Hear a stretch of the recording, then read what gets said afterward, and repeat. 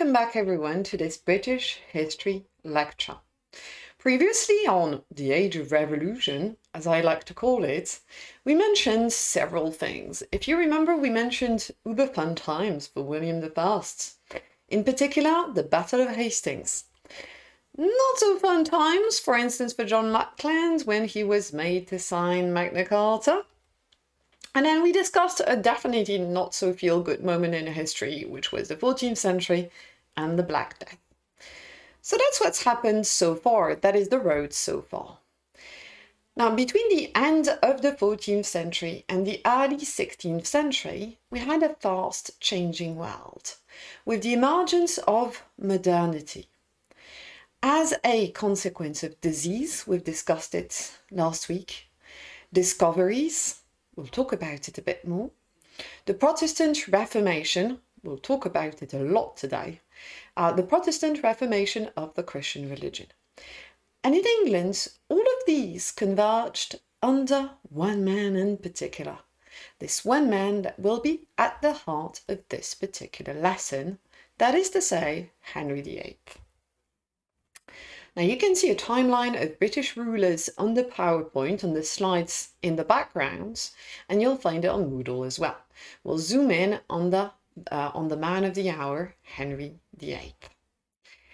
What we shall focus on today, as we did last week, is power, but this time in the 16th century, during the Tudor era. When we discuss the 16th century, we're no longer talking about the medieval period. We've left the Middle Ages.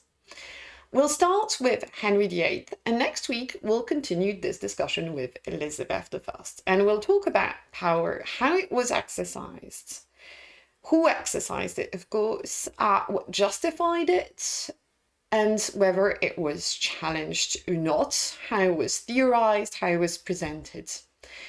So this is the lens that we'll use to discuss the Reformation.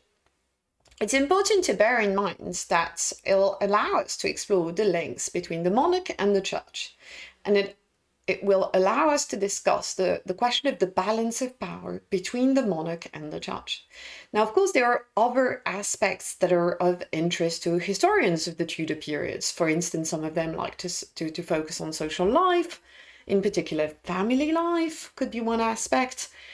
If you're curious, feel free to check out the Moodle page for this particular class. After you've Netflixed and chilled, you can always Moodle and noodle. Okay, this is a bad one, but I'm still leaving it in these particular slides. So we're focusing on the Tudor dynasty, in particular on Henry VIII. The Tudor dynasty lasted for a period that went between 1485 and 1603. We have 5 different monarchs featured on screen, with 3 men and 2 women. Among them are some of the most famous, some of the most infamous English monarchs in history. Namely, of course, Henry VIII, Elizabeth I. No spoilers, of course, but there might be a certain person whose nickname contains the word bloody. Today we're focusing on Henry in particular. Remember, don't lose your head, and you'll see that for once, in this particular lecture, this will make actual literal sense. We'll start with the central place of religion in society, focusing in particular on the omnipresence of death and the challenges that were then faced by the church. Then we'll talk about Henry's break from Rome, him saying bye-bye and creating his own church with the Protestant Reformation. We'll question whether it was an actual Protestant Reformation or not in terms of faith. And that will lead us to the third point, the consolidation of royal power with the union of church and state and the confiscation of church lands. Let's get going. Focusing first on the central place of the Christian religion in society, and in particular focusing on the omnipresence of death, which led to a fear of death. Here you can see a representation of the dance of death, or the sublimation of the fear of death. A danse macabre, as we would call it, in normal, so-called normal times, regular times, 2/3 of children died before age 4. Life expectancy at birth, that is to say, at the moment you were born, was 30. If you managed to not die as a child, if you managed to survive being a teenager as well and a young adult, life expectancy at age 21 was at 60-year-olds maximum. And let's not forget that there were the normal times, but also the abnormal times with the plague nearly annihilating Europe's population. And that was a very close one, basically. It's when we almost did not make it. So omnipresence, fear of death, claiming souls, that led to certain beliefs, certain representations. I was talking about the Danse Macabre. You can see here one of the representations of all the souls being equalized, so to speak, by the presence of death. So what happened after death? I mean, if this is such a big part of your life, well, the question of what happens afterwards is important. You had seductive Christian notions of resurrection, the idea that you would be resurrected, or that, Christ had been resurrected, and then that you would yourself perhaps go to heaven, so that your soul could actually be sent to heaven. But your soul could also be doomed, so there was the necessity to obey the Catholic clergy. Had a strict hierarchy of priests, bishops, cardinals, the Pope in Rome, of course. And having your soul saved required following the teachings of the priests through Mass. So you would listen in Latin, which is not a language you would necessarily understand, of course, but that was meant to help save your soul. And you also paid tithes, which is basically, the meaning comes from a tenth, dixième, la dîme, if you think about it in French. So a sort of tax that you had to pay to the church, which made it the richest group in society. So the church was an instrument of social order and control. Because of that omnipresence of death that led to people being afraid of dying, which led to people obeying the church in the hopes that their souls could be saved. On screen here, feel free to pause if you've got the guts for it, because this is slightly disturbing. Medieval illustration of hell, in which you can see people being boiled in pots and pans and being tortured. In other words, better obey the clergy, or else you might just end up in, a pot being boiled forever. So the papacy, la papauté, Pope, papacy, in medieval Europe meant that in the person of the Pope you had a spiritual leader that secured the cultural unity of Christendom, and a political leader as well, who is the infallible representative of God on earth. Note that we don't say the representant, but the representative. Representant doesn't exist. So basically the papacy in medieval Europe was extremely important. But as I've said, what we'll discuss is what happened after medieval times. And we'll talk about the Renaissance period and the Tudors, of course. Just in case you're having a bad day, here's a couple of chicks wearing skirts before we continue. It's a little bit of a mental health break. Okay. There were nonetheless challenges to church authority. We've said that it was powerful, that people were very much scared of death, but churchmen and the Pope were criticized for having too much temporal power, as opposed to, not enough, not as opposed to, but too much temporal power and not enough spiritual guidance. It was said by some that the church was not behaving in a way that was true to the original Christian doctrine. In other words, the church had sworn that it would remain poor, and yet it was piling on wealth and lands. Priests were meant to swear that they would remain celibates, but yet you had a bunch of women and children that was appearing at times, and let's add to that mix corruption and murders, plus salvation being sold to Christians in exchange for money, something that was called the indulgences. Pope Alexander VI, Borgia, is a good example of that.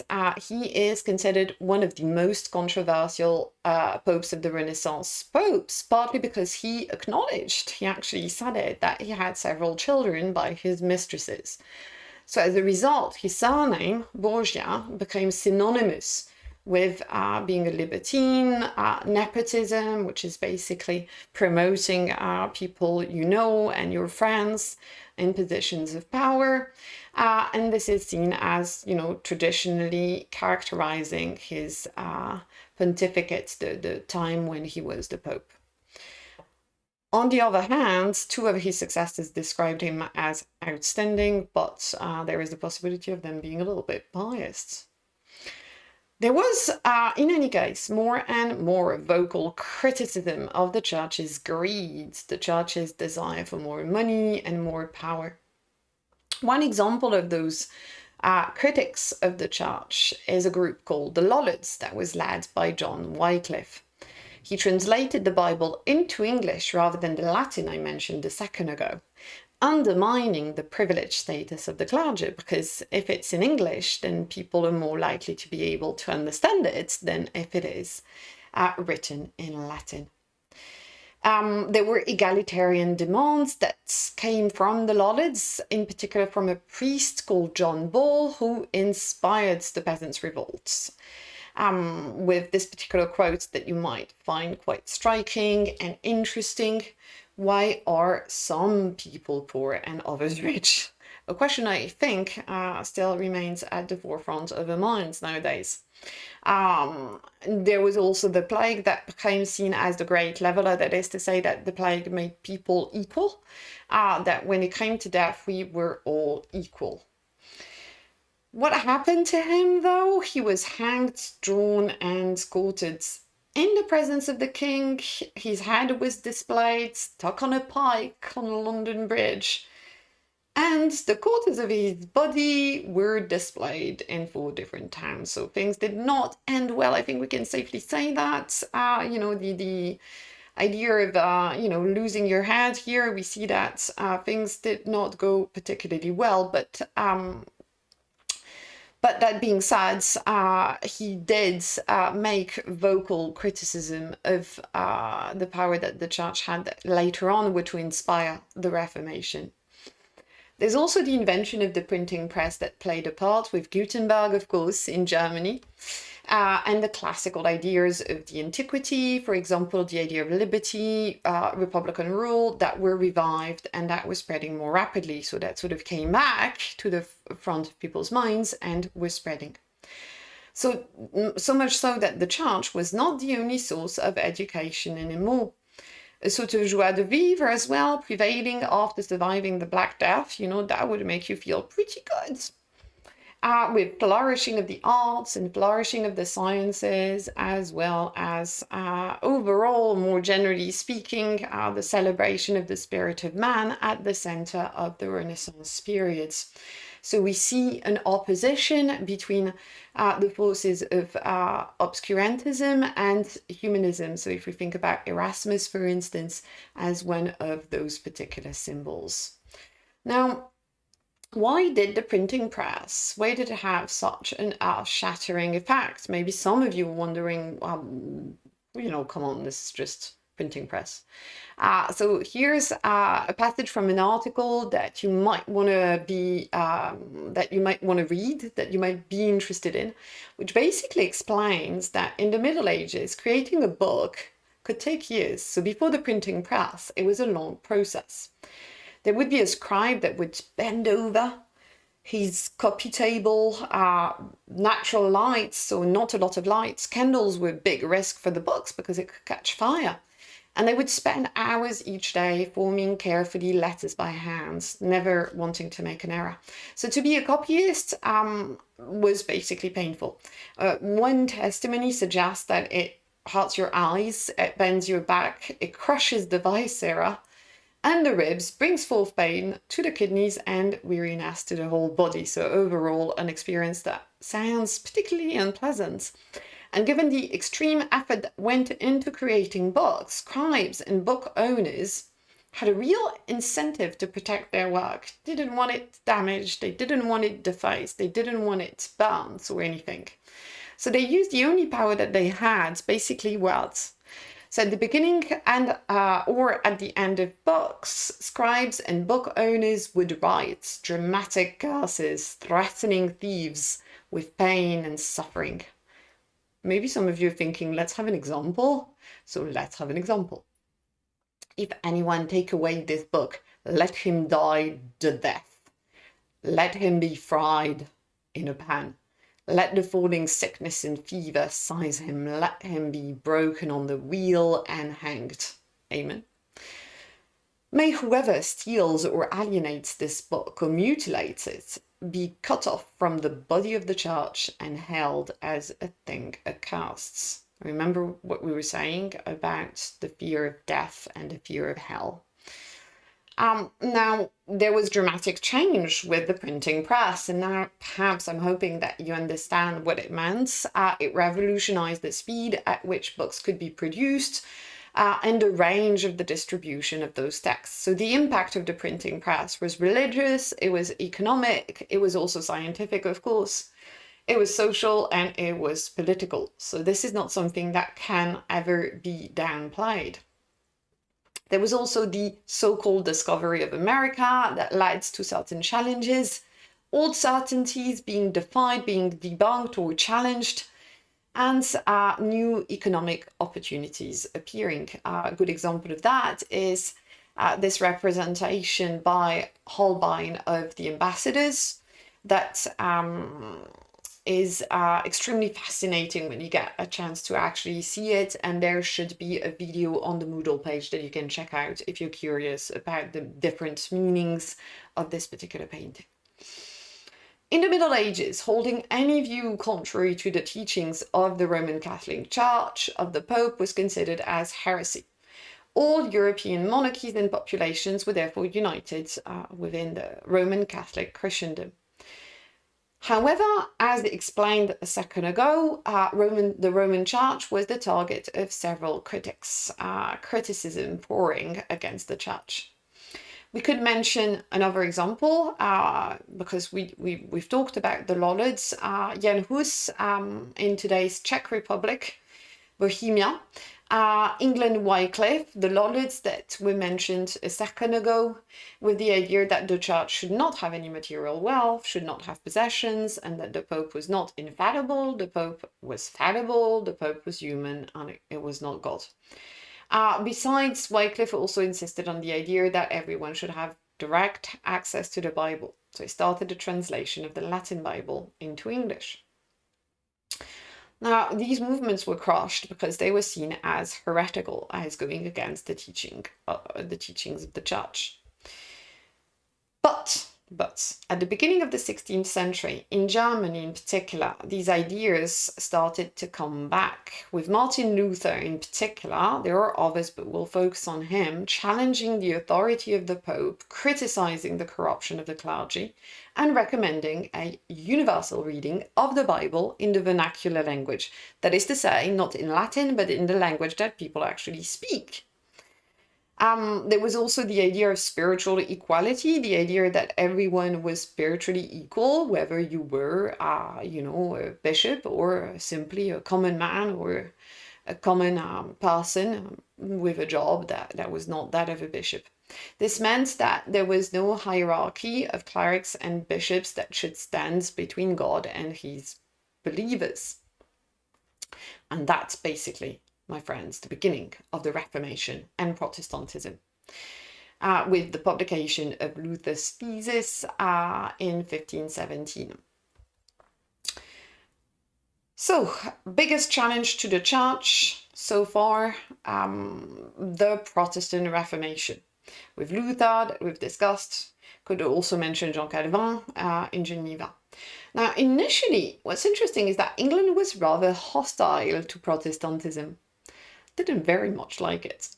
Henry VIII actually even wrote against Luther, and he had early English Protestants burnt at the stake. So you see that we didn't have a great, following there of the beliefs that are inherent to the Protestant Reformation. Those principles, to sum them up, the idea that salvation cannot be bought, you cannot buy a piece of paper that will guarantee that you'll go to heaven. The only source of truth about salvation is the Word of God, and that's it. That's the Bible. That's not the Pope or the priests, it's the Bible ultimately. All men should be given access to the Bible in their own language, not Latin. The clergy should be helpful in understanding it, but not absolutely necessary, not absolutely morally superior to those who are simply reading it. The Pope, not infallible, in fact, Pope, Antichrist. Spiritual equality of all men was to prevail with the priesthood of all believers. In other words, everyone is, in a way, a priest. And what it means is that there was a shift from a group controlled by the clergy to individual conscience guided by the Bible. You yourself can read the Bible in your own language, and that will guide you. Now, with the Reformation, the Christian faith and the European population found itself split between Catholicism and Protestantism. So what we start seeing is civil wars of religion. Of course, in France and in other places. We have individual consciences, therefore we do not have one form of Protestantism, but several Protestantisms, not one form of it. Okay, you're probably thinking, what about Henry and all this? When do we get to the good part? This was the good part. There's a better part coming. The revolutionary potential of the spiritual equality of all men meant that there was suggestion of social equality. Now, in England, Henry VIII rejected Luther, as I was saying, initially because it could mean social equality, and he was not big on promoting social equality, as you can imagine. But what happened is that he started clashing with the Pope. Let's take a look at this very realistic choice of actor for Henry VIII in the TV series The Tudors. Of course, this is just looks exactly like him. You could not find an actor that looked more like the obese Henry VIII. This leads us to the question of the break from Rome, because we were just saying that he was not in favor of Protestantism, so what the heck happened? In 1509, he inherited the throne after a long period of rivalry. We'll not get into it, but basically what you may know as the War of the Roses. Henry's constant fear of Baron's rebellion led to lots of existential questions. Will the Tudor dynasty survive? And to survive, you need an heir, which leads to major questions of succession, especially the need for a male heir. Now, Henry had a wife, Catherine of Aragon, from Spain, but Catherine did not give him a son. Give, is a word that is in quotes, because as you can imagine, this is not exactly a choice she was consciously making. She only gave him a daughter, Mary. Henry could be seen, has been described as a womanizer. This is probably where you've heard of him. And he had his eyes set on Anne Boleyn. So he wanted to divorce the beautiful and sexy Catherine in order to shack up with Anne. Now, Henry was eager to secure his succession. Catherine had given him, as I was saying, a daughter, Mary. She actually had given birth to 5 children, but there was only one that had survived. Mary, only one daughter, Mary. When it became clear that she was past childbearing age, that she was no longer going to have any more children, Henry asked the Pope to annul his marriage so that he could marry Anne Boleyn. One of his cardinals, Cardinal Wolsey, was mandated to secure the Pope's agreement. So he went to see the Pope and said that, could Henry, he needs the divorce because, he needs a child, he needs a boy. Is that okay?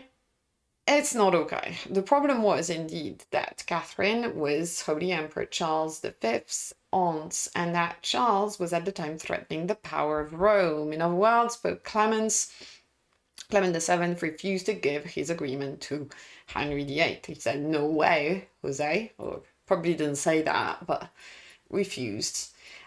He was trying to prevent a more conflictual situation with Charles. So to sum up, the Pope refused the annulment of Henry's marriage to Catherine because he was a prisoner of Charles V, the King of Spain. He couldn't do what he necessarily wanted because that would have entailed issues with Spain.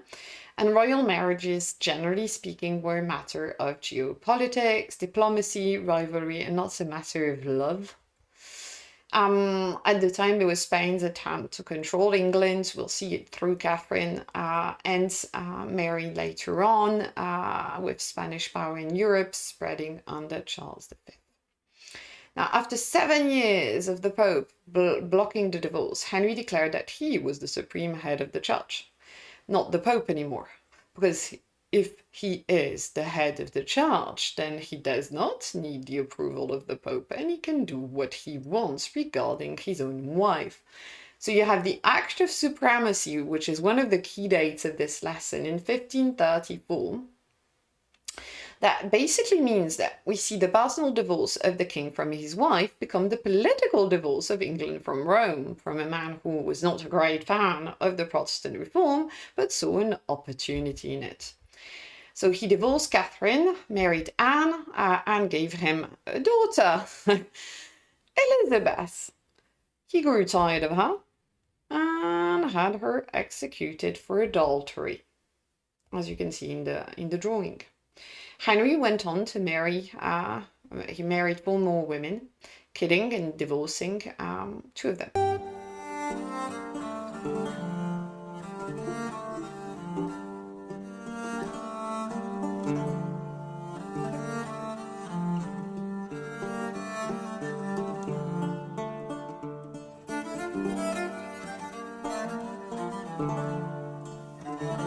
Haven't had a chance to see it yet, being too involved in the filming of British history videos, but you might be curious and want to check it out, and then perhaps make recommendations to the rest of the group. Now, Henry's break from Rome, was it a proper Protestant Reformation, as we've discussed earlier on with Luther or Calvin? It was not initially. There was no religious conversion of England from Catholicism to Protestantism because his personal faith remained that of a Catholic. I mean, remember, he was pretty hardcore Catholic. But the denial of the Pope's authority encouraged people to actually convert for real because of their own personal beliefs. An example is that of Thomas Cranmer, who pushed for the adoption of Protestantism after Henry VIII's reign. That leads us to the final point on today's menu, the break from Rome as a consolidation of royal power. We see the union of church and states, with the pyramidal structure of the church staying the same, but the heads of the church changes because the head now is the king, obviously. This means that if you obeyed the Pope, you were doing something illegal because you had to obey the head of the church, and the head of the church was Henry. Instead, obedience to the king as the new spiritual leader was now compulsory. The clergy now depended on the monarch for survival because he was the head of the clergy. The monarch was the head of the church and the head of the state. His power was multiplied through the Reformation. And we witness a nationalization of the church no longer being the church, but being something that belongs to the states. Indeed, the lands that the church owned, remember they had a lot of money because they owned a lot of lands. Those were confiscated. And resistance on the part of the church was futile. The church's income was appropriated by the crown, and the monasteries were dissolved, were basically taken and sold. Praying for people was, the main occupation of the monks. That's what they did. But for Luther, who himself was a monk, because of the notion of predestination, the idea that some people are born to be saved and guided by God, while other people are born to be condemned to eternal damnation, well, basically that means that there was no more need to pray for one's salvation. Luther therefore condemned regular religious orders as unproductive and useless, saying that they don't actually serve a proper purpose because, they were praying for people, but that was useless. Furthermore, those places also belonged to larger orders that were based elsewhere in France or in Italy, for example. So with the legal reformation of the church implemented by Henry VIII, these orders could no longer be submitted to a foreign authority because he no longer recognized the authority of the Pope. It's just to help you negotiate with your cat so that one day you may perhaps negotiate with public figures such as Henry VIII. And that was in a way how he saw negotiation, get what you want and then end negotiation. Considering all this, Henry concluded that those places had to disappear from England. And of course, his own interest in taking the religious lands was quite important because it made him even more wealthy than he was, even wealthier, richer than he had been before. Thomas Cromwell was in charge of the task of grabbing those lands. He started with the lesser monasteries, dissolving all religious houses by 1539. So the goods, the lands, the buildings, everything was sold and distributed by the crown to the nobles. The monks who resisted the orders were executed. Consequence, the monks and nuns were offered money and clothes to survive, but sometimes found themselves beggars. The beggars that used to benefit from the monks' charities were now left to their own devices.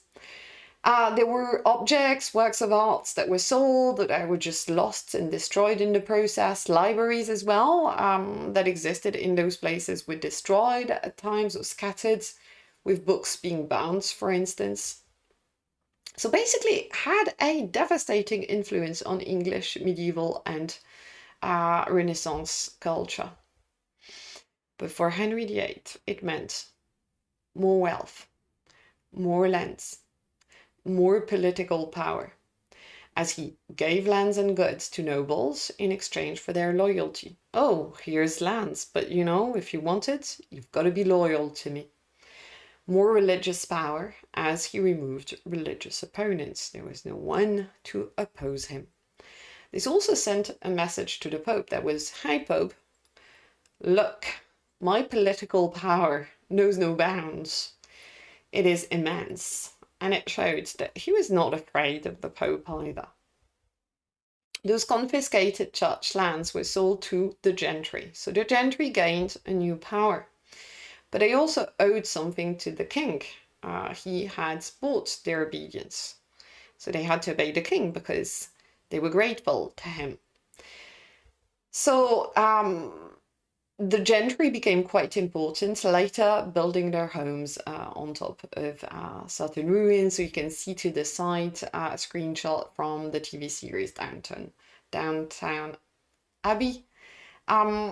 What we can say is that more power for the gentry meant less power for the old barons.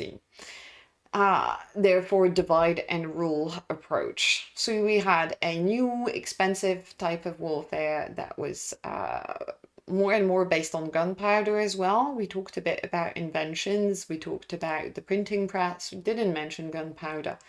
But the fact that now warfare could be based on gunpowder meant that only the king could afford that type of expensive substance, if we can call gunpowder substance, and of rebellions, therefore increasing royal authority, which means that there were certain tactics that were used by Henry and the states, those tactics favored men of low extractions like Thomas Cromwell, his minister, the architect of the break with Rome, the man who designs the break with Rome, and the dissolution of monasteries. He came from a family of blacksmiths.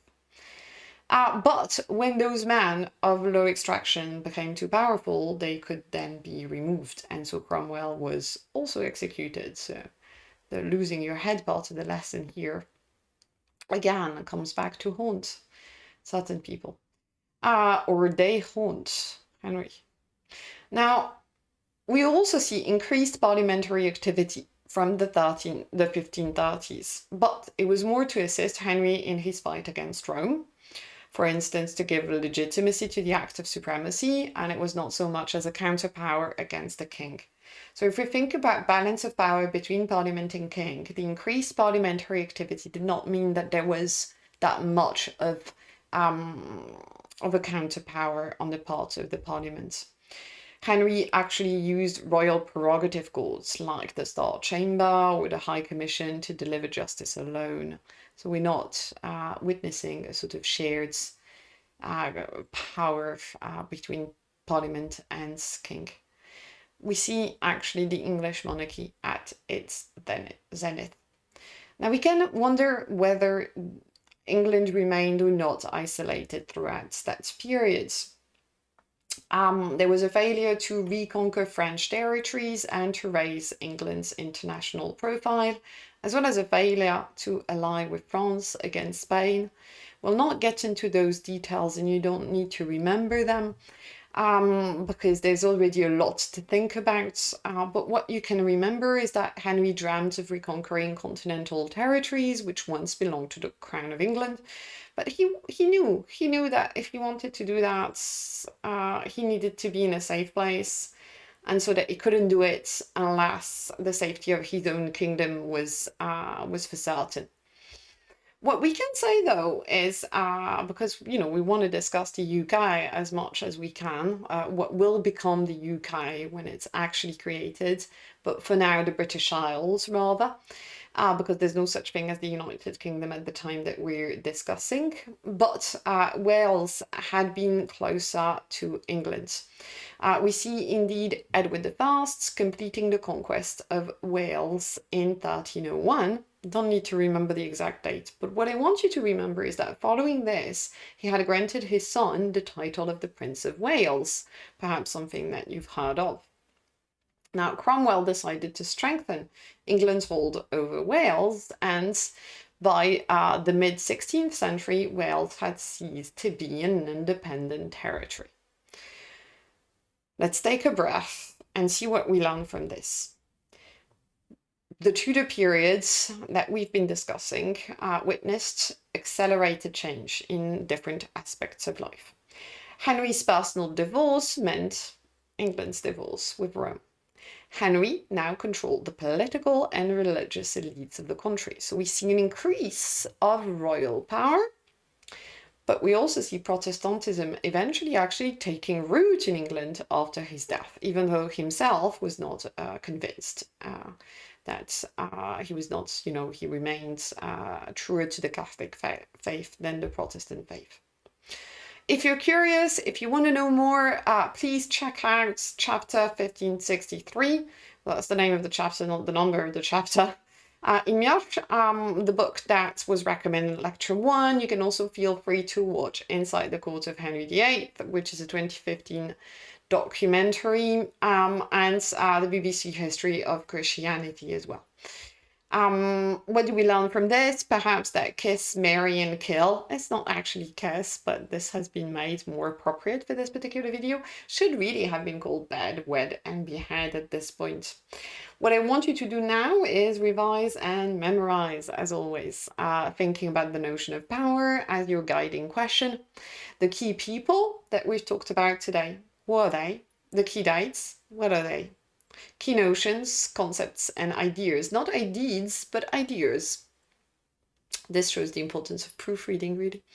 And the key places, perhaps, that we've talked about. So this is for you to work on. So make a little fiche, to help you memorize the key ideas. Now, one last point. on today's agenda. Henry died at age 55, and it is not necessarily quite clear what he died of. Was it syphilis? Was it scurvy? Some people said that he lacked vitamin D. Remember, you need to eat 5 veggies or fruits a day, people. Obesity might have been a problem as well, because he was not a thin lad. Had been, but then had an accident and basically put on quite a fair bit of weight. Same thing for obesity. There's a simple cure. There's one thing that helps is also diet, of course. So it might have been due to his diet, basically. Or some people say that karma as well can play a part. So that's a question for us to wonder. That's it for today, everyone. Take care of yourselves. Remember to watch the lectures. Remember to memorize and revise what we work on together, but also remember to take breaks and take care of yourselves.